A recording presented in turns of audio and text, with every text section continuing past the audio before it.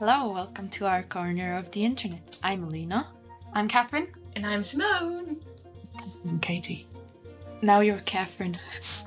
Not anymore. Not anymore. All this branding for the Katie and I've ruined it. So, what are we doing today? We are gonna have a look at our characters because we've just had an animatic come out and we want to talk more about the characters that you see in that animatic. Yay! Yay! Woo!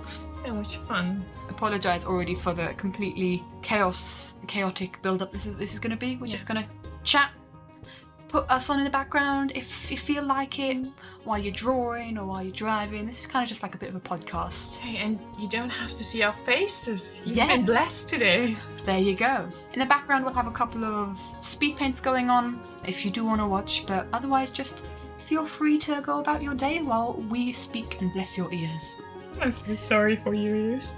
With who are we starting? That's the question. Who do we want to start with? Who do you want to speak about first? We're gonna start with Kyra because I think she's a central character, or also like central point of our story. Basically where she's living, they all meet with each other. She lives at a tower in the woods. In a magical tower. In magical woods. She lives alone. Well, until the others come and live with her. She's lonely. Yeah. She's like Rapunzel, only she's not trapped. I mean, she doesn't know that she's trapped, so she's not really trapped, but she's kind of trapped. You know what I mean? It's kind of like Stockholm Syndrome, really. Yeah. Everybody's wondering how she survived in the tower alone because she's the worst at cooking. Yeah. She cannot cook. She's a to save her terrible life. Like, cook. seriously. The only thing that she can make is a good hot chocolate. She's good at hunting and kind of collecting berries. She knows her plant. And she does use a bow and arrow. Like, her main weapon is bow with enchanted arrows because she can do star magic. She's a mage. She's a mage. You're a wizard, Kyra. Because she lived alone for a long time, she's kind of introvert. Isn't that what you think? Introverted. She doesn't really know social cues that well. She tries her best, though. She's adorable. She originally comes from the Mantian Kingdom, human kingdom to the southeast. When Rain arrives, she's especially overwhelmed because he's really, unruly and loud, and she's just walking chaos in general. Yeah, he's just a bit of a mess. It's very much contrasting to Kyra's like more quiet personality. But I kind of think if anyone were to arrive at the tower first, and Rain does arrive at the tower first, it would have to be him, just so that she's thrown in the deep end and then she can learn. So, shall we officially move on to Rain, Becky? Yeah. We started with him. If we started talking about the dude? He lived his whole life basically in a tiefling dwarf. Why is there a dwarf village? Yeah. He was found when he was a baby. By his adoptive father, Veyron. And he named Rain. Yeah. And he named him Rain because the day he found him, it was raining, so... Wow. Tieflings are very imaginative with names. Yeah, but he leaves the village In search for something bigger. The quiet life in the village wasn't really for him. He was a bit of a menace. And something special about him, he is a biomage. Kind of, but he doesn't really like his power. He can't control them very well. As we mentioned before, Rain is very cheeky, mischievous. He's good at fighting. Actually, he's very fast in learning everything that has to do with your body. Tieflings generally are very in tune with their body, in tune with nature. So I think he kind of learned. Does that sound weird? No, Okay. I just imagined him standing on a very tall peak, stay. I just imagined him somewhere in high grass, and he's there I'm in tune with the nature, connecting. He tries his best. Not very good at it. He never really understood the tiefling ways. And this boy is scared of heights. He's kind of always pushing that fear. He's always climbing things because he doesn't want to have that fear, but he's, Okay. So, believe us, you'll find him climbing the tower Can't climb Few Kira's times. tower at some point. He just wants to prove himself, I guess, to himself and to others, kind of with them. Like, he can overcome his fear. I just imagine it would be quite funny, like him climbing some sort of tree with, I don't know, Tsar or Chinoa, I don't know. And then Chinoa climbing a tree. No, that's Chinoa's very watching him interesting. from the top. yeah. And then he's on top and he's like, I made it. And then suddenly he starts shaking and stuff. And then Chinoa, I don't know, Tsar's like, oh, are you okay? And it's like, yeah, I'm totally fine. Didn't I tell you? I'm actually scared for heights. And then they're like, are you f***ing serious right now? Just like, Why did you do this? Or he gets stuck and Chinoa has to save him all the time. just imagine like Tsar just taking him like over their shoulder, like, come on, he's so down with you. Well, should we move on to like Chinoa next if we already mentioned her? Okay, Chinoa. She's, as you see, I hope editor Catherine shows a picture of her, a harpy. Bird woman. Yeah, and if I bird had woman. to describe her character, like in modern terms, she probably would be like the overworked coffee mom. Especially Rain's not helping with that. Yeah. Unless she's flying, then she's kind of a free spirit and she's kind of like 10 years younger. Because she doesn't have to care about anyone or anything when she's flying. She's in general not, in the beginning, not really happy that she's become a mother, and she never was ready. By the way, yeah, she's a mother. She has 4 babies, little beasts. Small little kitty babies. They are a lot of adorable. work. Imagine Rain in small. Times 4. Exactly. The little... And they can fly.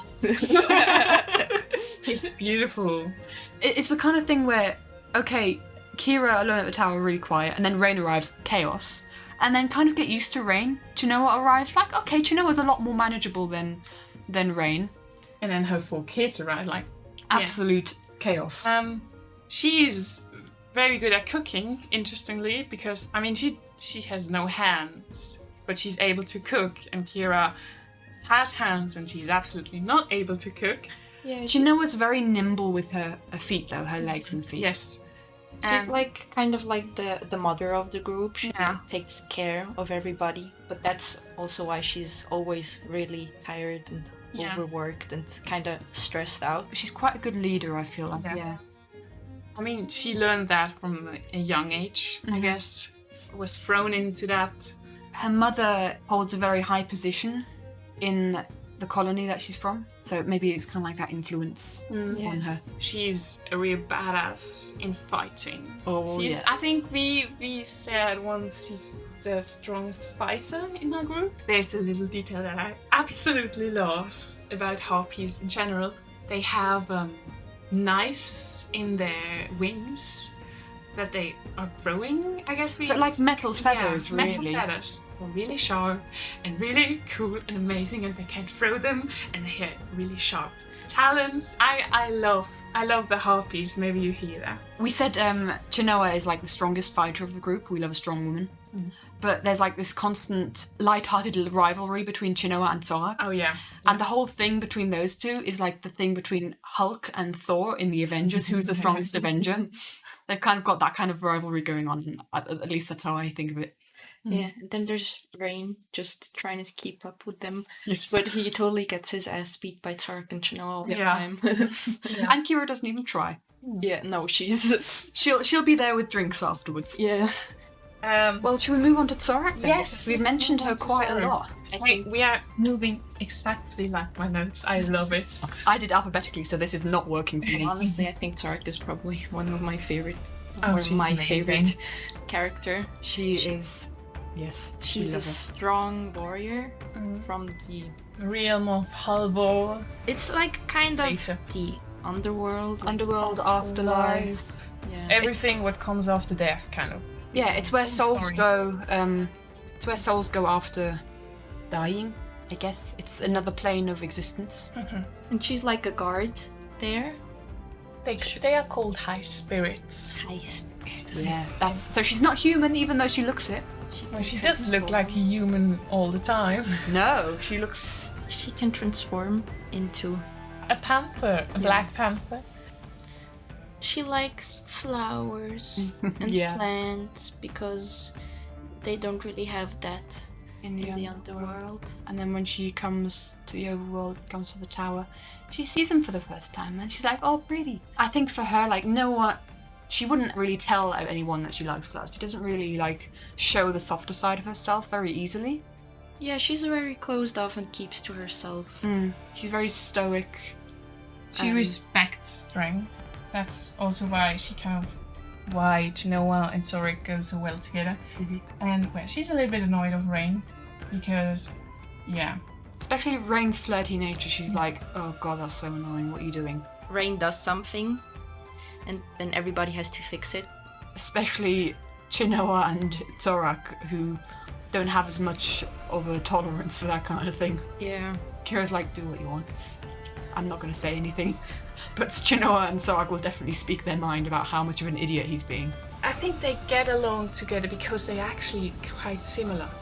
Because they understand each other. They are from very different things like the others. The others are kind of the same continent. And those two are from completely other backgrounds, from completely other regions. They don't really have contact with any human culture before.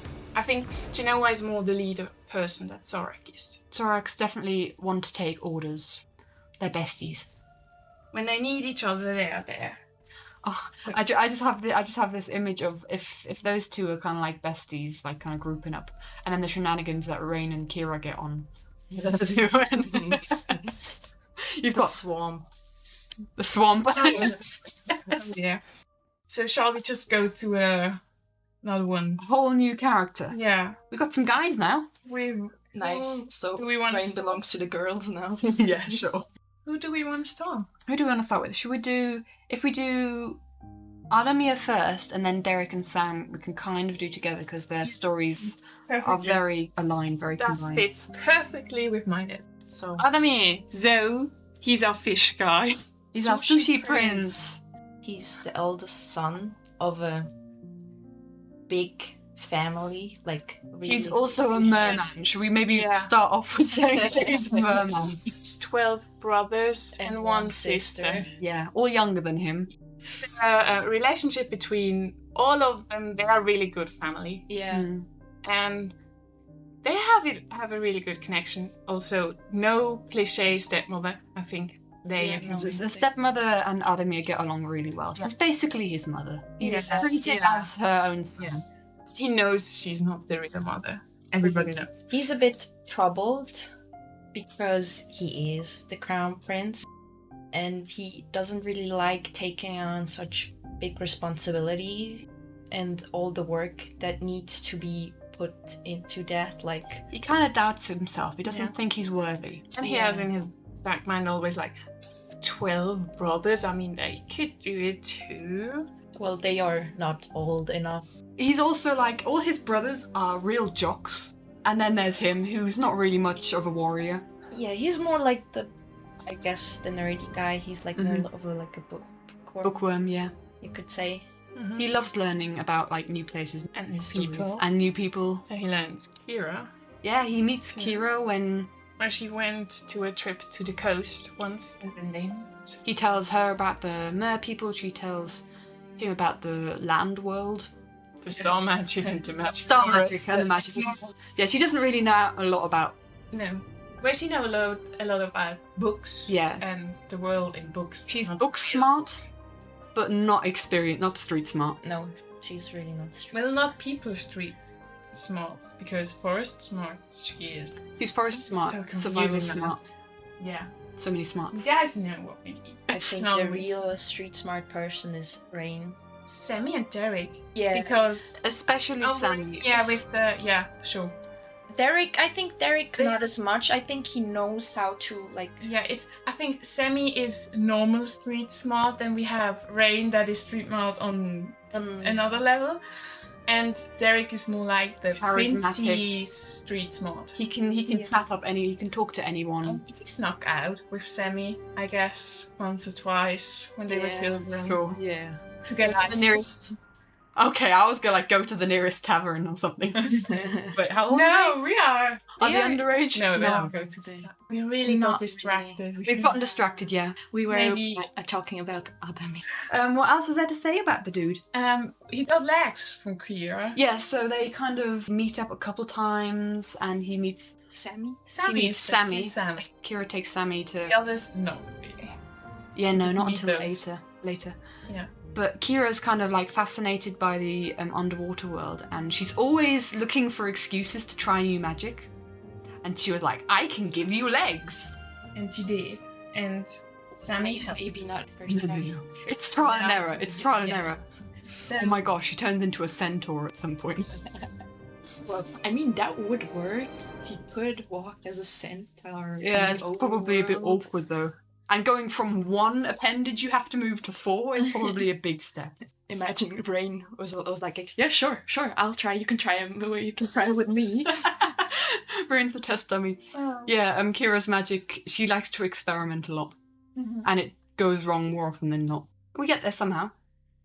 Well, at the end, Otimir gets his legs after a few tries. And he can walk on land and join the other dudes. he met Sammy as the first dude. And I think we should move on to Sammy. Yeah, Sammy. Yes, he's our sunny boy. He's our sunny boy. Our cinnamon roll. He's from Elandre. He's like best buddies with Derek. That's his whole character thing. No, he has a No. little bit more. He's a horse boy. We don't Yeah. have a horse girl, we have a horse He's boy. like a horse whisperer because His family had a horse farm. exactly. I don't know if it's called a horse farm. They basically bred horses to sell them, not to meat them up. Because And, horse farms usually think When of he meat. has time, he tends to the horses, but he's like the To the not royal the- horses, to clarify. He's trained as a knight. Basically, when he was a kid, his parents sold the horse farm and went to the capital of Alandre because of a food shortage, just to kind of like seek help in the capital, and that's where he meets Derek. And they grow up together. Yeah. Yeah, and Derek kind of takes a liking to Sami, so that's why they grew up at the court They're as just like like him. You're my friend now. They have a friend. yeah So they adopt the family Yeah. into the royal. court kind of. Yeah, Mhm. They work there. they work there. Sami gets to be a knight. Well, he gets training, So Yeah. he's really good with his sword. and he kind of like takes up the mantle as Derek's bodyguard, right-hand man. Yeah. He goes on diplomatic excursions. Should we move on to Derek? Because like we can kind of like explain Sami as well once we've kind of talked a bit more about Derek. Crown Prince of Alandre. Yeah, and his parents are very loving parents. We don't have the cliche of generally in our story we don't have the cliche of horrible parents most of the time.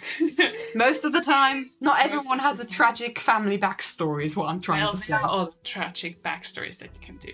And Yeah. we did. Isn't like the only person with horrible parents. He's the crown prince, as we said, and he's really well versed in like politics and like how to rule country and how to manage. He's a good leader. But he's sometimes seen as like a bit arrogant. I think Yeah. that's the mask that he wears as the crown prince because he has to be perfect in everything he does. Yeah, of course, but I also think he's confident it's in a- himself also. Well, you have to be if you are going to be the leader of. Yeah, but you're not always Yeah. confident. But he is really confident, and he trusts like in himself and in what he's doing. He feels like he has to put on a show when he's like, especially when he's meeting new people. They have to have this image of this regal prince, and that's why people can kind of maybe see him as arrogant at the start, and that's how the people in the tower, when Sam and Derek arrive in the tower, that's how people kind of perceive him at first. He can be actually quite a handful to handle. Can be a troublemaker when he gets the chance. He is used to be the center of attention. Also, a lot of nobles who try to. Kiss up to him. Yes. And he doesn't understand it when people don't immediately kind of Like when they're not immediately enamored with him. Basically, everyone in the tower. Basically, everybody in the tower. Like- Everyone thinks he's a jerk at first, but actually he's a really big teddy bear if you get to know him. Yeah, he's my baby. I love this boy. He's also very impulsive. I think he's easy to rile up, especially like imagine Rain and Derek. And when Rain gets up to something, he's like, he tries to. I dare you to. It would succumb to I dare you to so good. Yeah. And he really knows how to rile up Derek. And that's why they always get into trouble together. Yeah. He's a troublemaker. I think Sammy's like, this is the side of Derek that I like. Yeah. The kind of slight troublemaker, not the perfect prince. Yeah. And so he's kind of happy to see his friend kind of just... Come out of a shell. Yeah. Well, he kind of shows himself only to Sammy like that because they're best friends. Yeah. And Sammy's really happy when he can kind of show himself like that to other people as well, because that's his true self. And like, honestly, at the tower, they're not really impressed with him being the crown prince. Like, they don't really care. Status is nothing there. I mean, especially like the difference between Otimir and Derek, both princes. Derek is very proud of his title. Otimir doesn't really mention it. yeah. It's not really important to him. He wants people to like him for him, not because of his title. So yeah, they all meet up at the tower, at this beautiful magical tower. I think that deserves an episode in its own, like the tower in the forest. We'll kind of maybe do a side character And episode. And a world and other things. Mhm. There are other creatures in this Religion. world. A religion, so very fun. just world building. We want to show you this fantasy world that we've been building up. So that was our main characters, our main cast of people. Let us know what you think of them. Ships. We are especially interested about ships. What kind of ships, what kind of maybe like general relationships with each other that you'd think they'd have, like best friends, rivals. Well, we dropped a few. But what do you think? What do you think about our characters? Give us headcanons. Yeah. Yeah. We like headcanons. Or little stories. Little stories. Everything what pops into your mind, write it in the comments. We want to hear everything. Yes, because maybe it comes into the story. Maybe We don't want to, one of your not saying that headcanons. steal your idea. It's not written down, the story, yet. Well, Like the main line. we yeah, have, like, the main- this Main plot line. But yet we're happy and excited to be sharing more about this finally, because we've been at this yeah. for almost 4 years. Well, but yeah, it just happened. It just Yeah. happened.